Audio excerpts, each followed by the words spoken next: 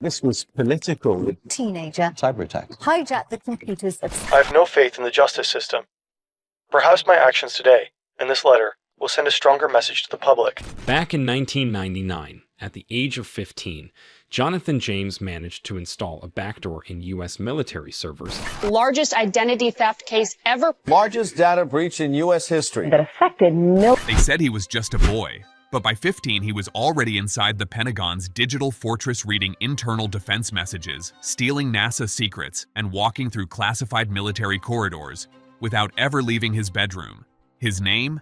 Jonathan Joseph James. And what began as curiosity turned into a national security incident that still echoes in cyberspace. Digital intrusion, the start of something unthinkable. At 15, Jonathan James became the first minor ever jailed for cybercrime in the United States. But what he accessed wasn't just sensitive, it was mission critical to national defense and even the International Space Station. From hacking military servers to a tragic downfall, his story is as shocking as it is important. It began quietly between August 23rd and October 27th, 1999. Jonathan James, living in South Florida, slipped into systems belonging to Bell South and the Miami-Dade County School Network. These were the warm-ups, the initial stages of a teenager probing the limits of digital security.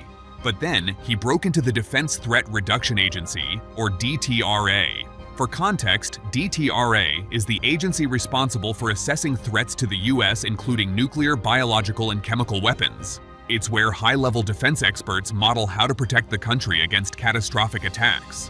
And Jonathan was inside, watching. From a server in Dulles, Virginia, James installed a custom backdoor. Through it, he deployed a sniffer, a tool that intercepts network data capturing over 3,000 messages. These weren't spam emails or school assignments. These were internal communications between military employees, including usernames, passwords, and private access credentials to systems that handle national security. He had access to a minimum of 10 official military computer accounts. Some were high-ranking. One password, one log, one code, and he was deeper in than most government contractors. But Jonathan didn't stop at military data. He stumbled onto something that caused waves all the way to NASA. NASA's worst-case scenario. In the files he accessed, buried among the folders and encrypted documents, was a piece of source code worth more than most people make in a lifetime. It was NASA's environmental control software, the exact code that regulated air temperature and humidity aboard the International Space Station. If you're wondering how valuable that software was, NASA later estimated the value of what was stolen at $1.7 million. But this wasn't about the dollar figure. It was about what it controlled. The literal life support system for astronauts orbiting Earth. James had it on his personal machine. This wasn't espionage. It wasn't sabotage. Jonathan didn't sell the code or try to harm anyone. But his access alone meant NASA had to shut down their systems and conduct a full-scale audit. The ISS life support system entirely re-verified. The US military scrambling to track the breach.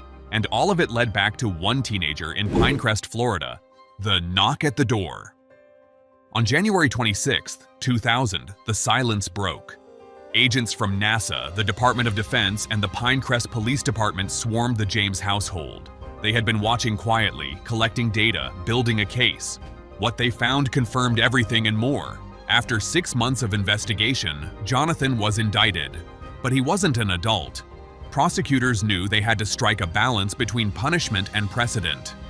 On September 21, 2000, he entered a plea deal with U.S. Attorney Guy Lewis. In exchange for admitting guilt to 2 counts of juvenile delinquency, he received a sentence that, at the time, was considered lenient. 7 months of house arrest, probation until he turned 18, a total ban on recreational computer use, and mandatory letters of apology to NASA and the Department of Defense. Had he been just 2 years older, things might have been very different. Legal analysts estimated that an adult charged with the same cyber intrusions could have served 10 years or more in federal prison.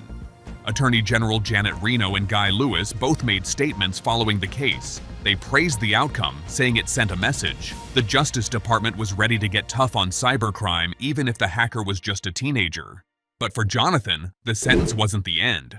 Probation violation, a triggering turn. During his probation, Jonathan tested positive for drug use. That was a clear violation, and the government moved fast. U.S. Marshals transported him to a federal correctional facility in Alabama, where he served 6 months in custody. It wasn't about drugs, it was about trust. The moment Jonathan broke the rules of his probation, he became a target again, a former hacker with access to secrets and now a violator of federal orders. He was no longer just a teenager who got curious. To some, he became a risk, but he got out. And for a while, it seemed like the ordeal had passed. Until 2008, the TJX breach and an unwelcome connection. In January of that year, department store giant TJX disclosed one of the biggest data breaches in American retail history. Millions of customers' credit card details, personal information, and financial records were compromised. It didn't stop at TJX. Other companies got hit too: BJ's Wholesale Club, Boston Market, Barnes & Noble, Sports Authority, Forever 21, DSW, OfficeMax, and Dave & Buster's. The group behind it? A professional cybercrime ring led by Albert Gonzalez. This wasn't teenage mischief. Gonzalez had made millions of dollars from stolen data, resale, and underground transactions. And among the people associated with this group were a few old acquaintances of Jonathan James. That's all it took. The Secret Service raided Jonathan's house again. This time, they also searched his brother's and his girlfriend's homes. They were looking for any trace of involvement in the TJX breach. They didn't find any. No servers, no traces of the stolen data, no communications with Gonzalez about the hacks. What they did find was a legally owned firearm and some deeply concerning notes. In one, Jonathan had written about losing control over his situation. He had been struggling with depression, and then came the rumor, the detail that pushed everything over the edge. The mystery of JJ. In the criminal complaints tied to the TJX case, there was mention of an unidentified co-conspirator referred to only as JJ. According to investigators, this JJ helped steal credit card numbers and encrypted PINs from an OfficeMax store in 2004. They allegedly passed that data to Albert Gonzalez and even helped set up a mail drop. Jonathan's father believed the government thought JJ was his son, but others weren't so sure. JJ could have stood for Jim Jones, a known alias of another hacker, Stephen Watt, who also happened to be a close friend of Gonzalez.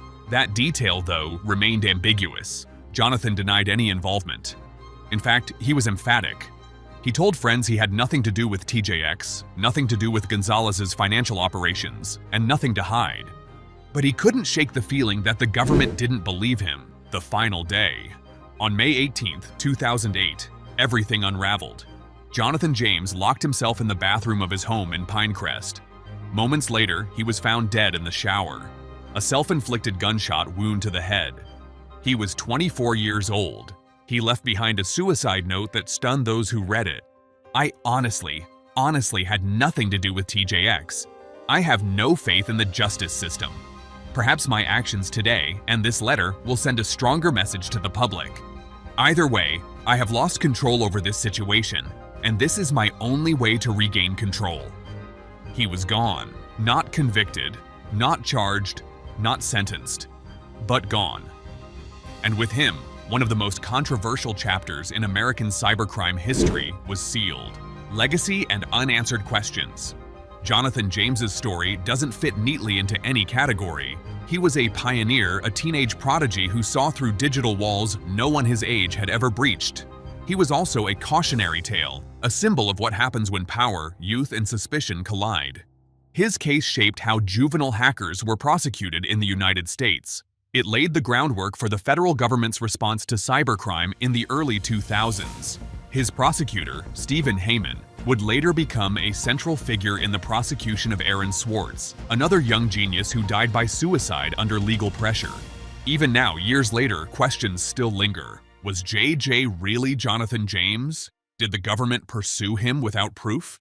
Did he kill himself because of guilt, or because he knew he'd never escape the shadow of suspicion? James managed to find vulnerabilities and establish a backdoor into the U.S. Department of Defense 20. There's a major break in a credit card scam that affected millions of people. Experts say this man's arrest may lead to the kingpin behind the biggest credit card ID theft in history. Largest identity theft case ever. Largest data breach in U.S. history. That affected millions of people. Let us know your thoughts in the comments. Was Jonathan a threat or a scapegoat?